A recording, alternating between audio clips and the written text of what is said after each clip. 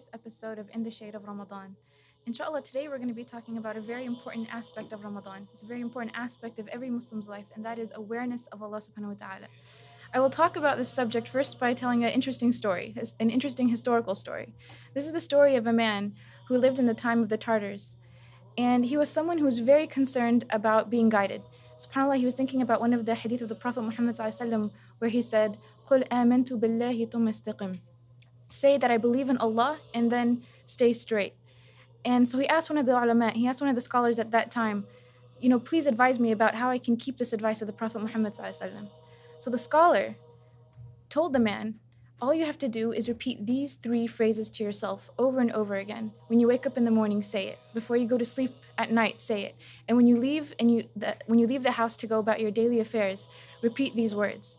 And these words in English are, Allah looks at me, Allah watches over me, and Allah is a witness over me.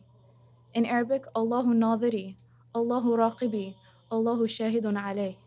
So this man, subhanAllah, he said, not only did I repeat these phrases when I woke up in the morning or when I went to sleep at night, I repeated these phrases right before I wanted to commit a sin, and it would stop me. And I would repeat these phrases every time I wanted to do good, and it would make me do more. And so as he's repeating and repeating these phrases, he became a very righteous man. And he joined the Muslim army at that time. He became a great soldier. And during this time, subhanAllah, he had a dream. He was lost in the desert.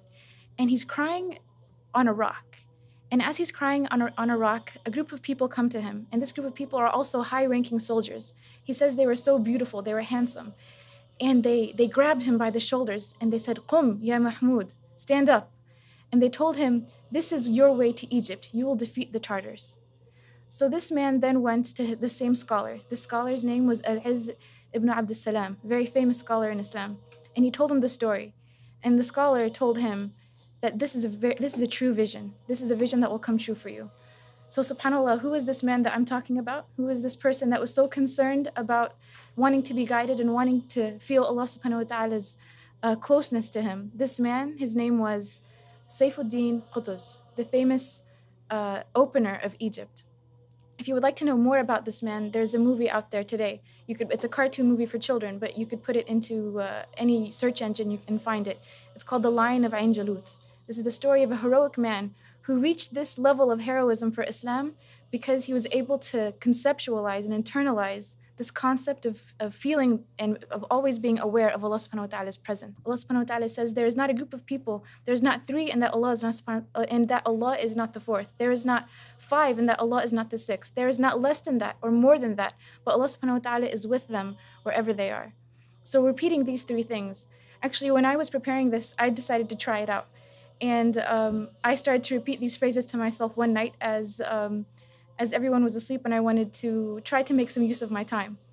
And subhanAllah, as I started to repeat these phrases to myself and I started to feel that Allah subhanahu wa ta'ala is watching me, I stopped, I got off the internet, doing something that's, even reading articles, it could be beneficial, but there's priorities. You could be doing better things.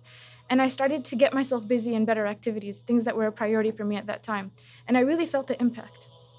And subhanAllah, this is something that shows you that when you feel the awareness of Allah subhanahu wa ta'ala, you want to do the best. You don't want to do just something that's good. You don't want to do something that's okay. You want to do the very best. And the Prophet Muhammad ﷺ, he described ihsan. He said that ihsan is worshipping Allah subhanahu wa ta'ala as though you see him. And even though you cannot see him, it's as though knowing that he sees you. And subhanAllah, that feeling of knowing that Allah subhanahu wa ta'ala is watching you and that it's not from far away. No, he's closer to us than our jugular vein. That not a thought passes through our mind and that Allah subhanahu wa ta'ala doesn't know about.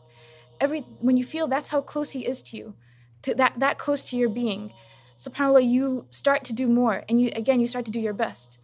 Umar radiallahu anhu, he has a statement that I like regarding ihsan. It's very practical. He says, ihsan is like rolling up your sleeves and then striving. When you feel that Allah subhanahu wa ta'ala is watching, you don't just want to do good, you want to do your very best. So this Ramadan, inshallah, feel the awareness of Allah subhanahu wa ta'ala and give Ramadan and the rest of your life, inshallah, the very best.